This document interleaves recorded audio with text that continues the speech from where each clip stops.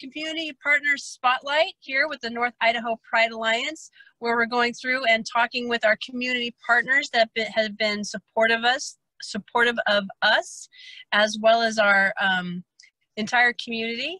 And today we are talking with Mandi. She's one of the librarians at the Coeur Library, and I am so thrilled to be speaking with her. She's going to be working with the North Idaho Pride Alliance on the Stonewall Award lists, so we can make that available and make that known. And I am so happy to be talking with her today. Say hi, Mandi. Hello, I'm so excited to be here. Yeah, well, you've been very busy, even though we've had a pandemic. Yes, haven't you? Very busy. Yeah, a pandemic didn't stop anybody from reading, which is wonderful. Yeah, well, tell me about the library and the things that you guys have been doing to promote inclusivity and diversity within our community. Tell us about that. Absolutely. So I am the children's librarian for the Coeur d'Alene Public Library, which means I oversee the children's library. So one of my main responsibilities is what we call collection development, meaning I choose all the books that we have in the children's library. And I think that is such an important place to start for inclusivity. So what I firmly believe is that every child who walks into this library should be able to see themselves on the shelves, see their families on the shelves, see their faces on the shelves. So I believe in having a library that reflects every child who walks in. So we have books about any type of family, any type of child. We have books that reflect kids with a variety of abilities and kids from a variety of ethnicities, religions. And so I believe inclusivity starts on the shelves. Oh, yeah. Yeah. And then, oh, my gosh. Yes. And the other thing is I also believe in inclusivity in programming and also with books as well. So books, what we say with books is they can serve as windows, mirrors, or sliding glass doors. So I want books that can reflect kids back at themselves, but also give other kids a chance to see another life through someone else's eyes.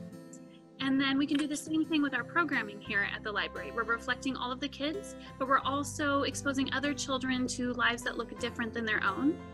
And so we can see these different lives and learn about our collective humanity.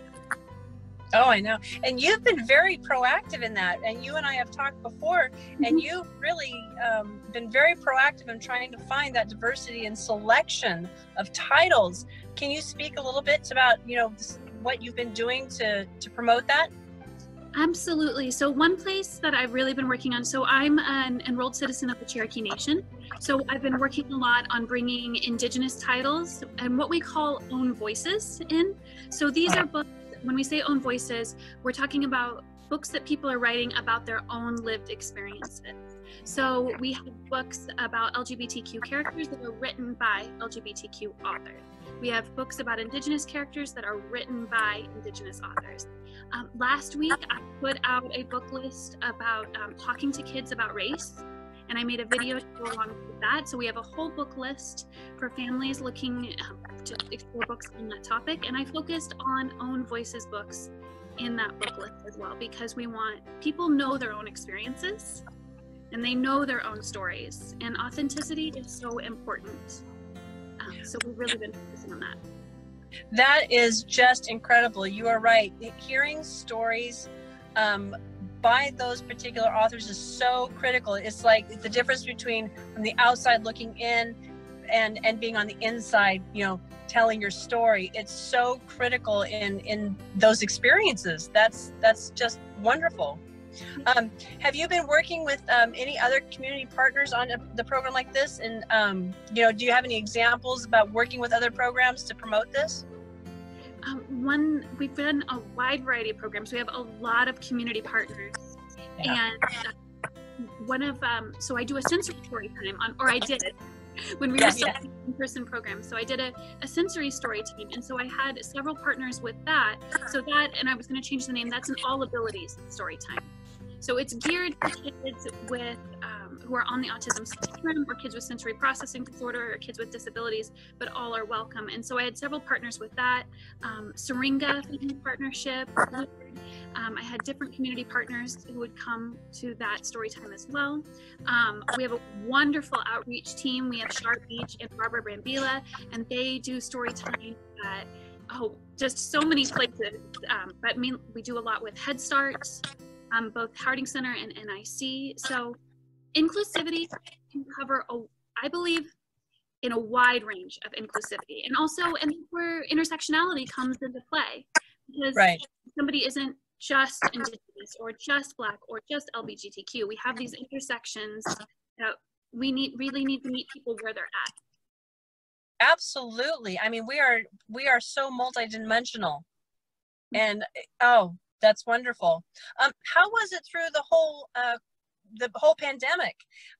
You and I spoke a little bit about this, but you know, you guys were still pretty busy there at the library. How was that for your projects as well as the library and the community? You know, the whole world had to learn really quickly how to be flexible and how to come together as a community, and also pivot what we think of as community. Right. So it's been, programs and story times are the happiest part of my day. Working with the kids, working with the families, hugging, you know, it's just the happiest part of my day. So you have to figure out, what does that look like? And what I'm really proud about the library is we suspended programs on Thursday, March 12th. On the morning of Friday, March 13th, we had our first online program up. Wow. So, just to provide that sense of continuity for our families. And we have online programs. We're doing an online summer reading program. We expanded our ebooks collection so that people could check out books from home. So we offered curbside. We had to suspend that for a little while, and then did all online only. And there's a technology gap in our community. Not everybody has access to the internet. So we check out wireless hotspots, and we were able to recently expand the number of hotspots that we have, and we'll continue working on that. So again, it's those like intersections of where people are at, the things we're considering about people's lives. Yeah. Right. Oh, right. I mean, a very large readership is a lot of people who are huge readers are not necessarily involved in technology. Mm-hmm.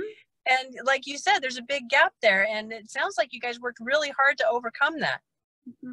Trying as much as possible, which requires creative thinking, and then realizing like, oh, we can fill in these gaps here. Here's what we can do better. We had never been through a pandemic before. So now we've learned all these ways that we can meet people's needs better.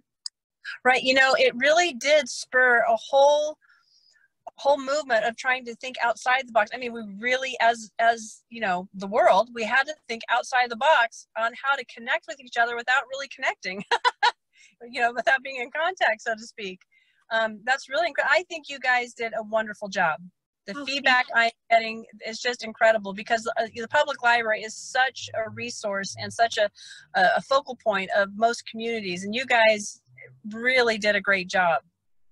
Can you explain to everybody who's listening, you know, in the book world, there's always awards, right? Mm-hmm. There's all kinds of awards. They got the Pulitzer, the Nobel, and these are the common ones we've heard of. And in the children's world, you know, we have the Caldecott and the Newbery Awards.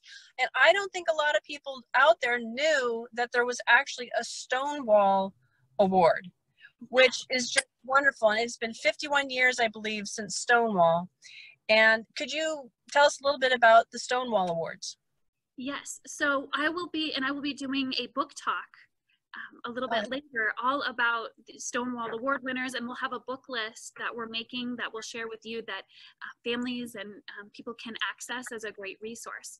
So the Stonewall Awards, it honors excellence in literature and written by members of the LGBTQ community and on topic pertaining to the LGBTQ community. So I will be sharing picture books, chapter books. We have books for teens as well. And I got to attend a couple of years ago. So it's announced at the midwinter session of the American Library Association on the same morning as the Newbery and the Caldecott. So these awards are all announced at the same time, and which I think is really, they're profoundly important to acknowledge and lift up these voices. And it's important. People have been speaking. People have been speaking for decades and centuries. And what we need to do is we need to listen and read and acknowledge words. Absolutely. You said that so well. Reading in a sense is listening. And that's a very important piece to it. If you can listen and actually hear these voices, that way, people aren't in the, on the sidelines or, on the margins, if you will.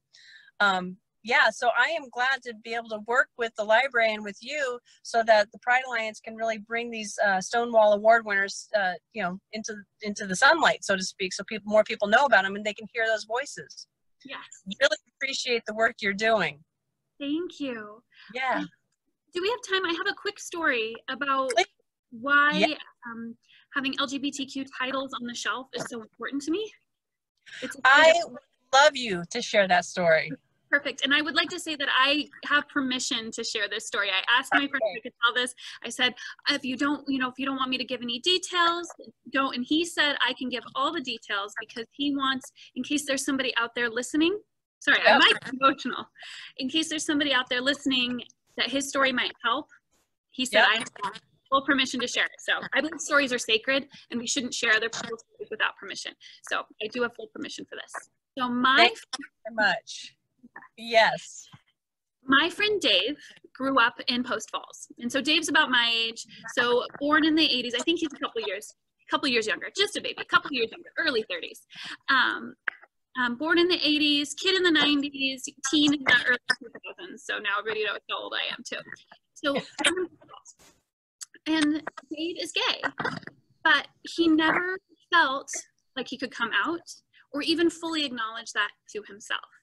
Now, he is an avid reader, reads all the time, and he would come to all the libraries in the area. And what he never saw was himself on the shelf. There was never a single book about a gay man on the shelves for him to read. Nothing about a gay youth, nothing about a gay teen, nothing about a gay man in his 20s as Dave was getting older and older. And so, in this community, he didn't see himself reflected. He didn't feel safe to come out, or even safe to acknowledge that for himself. Then in college, Dave took a literature class, and he read Fun Home by Alison Bechdel. And he saw himself reflected in that book. But what he saw himself reflected as was the cautionary tale of her father, who was also a closeted gay man, who was deeply unhappy and was an alcoholic. And Dave saw him as a character in that book and realized, this is my life if I am not free to live as who I am. And so it was reading that book that inspired him to come out. And he came out, he met his husband, and he's a pretty big deal in the book world. He does amazing work with literature. I don't want to give too many details, but he lives with his husband. They have a wonderful, happy, joy-filled life. And it was because he read that book. And so for me, it's, well, what if there had been a librarian for him years prior who had filled the shelf with books? It wouldn't have taken him until his 20s to see himself reflected, and it wouldn't have taken this kind of cautionary tale. And the only book he had ever been able to find, he told me, was a biography of gayness. And that's what he read over and over again. That was the only book about a gay man that he could find in the library. Right. So I refuse to let that happen to another generation of kids. Absolutely. Absolutely. You told me that story before, and I am so glad you got permission to share that because it is so important. I'm getting a little emotional myself. When you see yourself reflected in any kind of art, reading, movies, television, music, it has a profound effect on us. And you being that champion is so important, and Coeur d'Alene is certainly exceptionally lucky to have you on their staff. Thank you. It makes a difference. Well, and what if he had been able to read a book with and that's the next book list I'm going to put out is going to be Black Kid Joy. Right. What if he had been able to read a joy-filled book about a gay? Yeah. Yeah. Not necessarily a tragedy character, but yes, there is joy out there. Exactly. That's wonderful. Well, I know that the Pride Alliance is looking forward to working with you on getting that list out there and getting those titles in people's hands if they would like. And so we really look forward to that. Oh, thank you so much. I'll have it out. We have somebody really talented, much better than I am at making it look really cool right now. Okay. Well, thank you so much for doing this spotlight today. Oh, thank you for having me.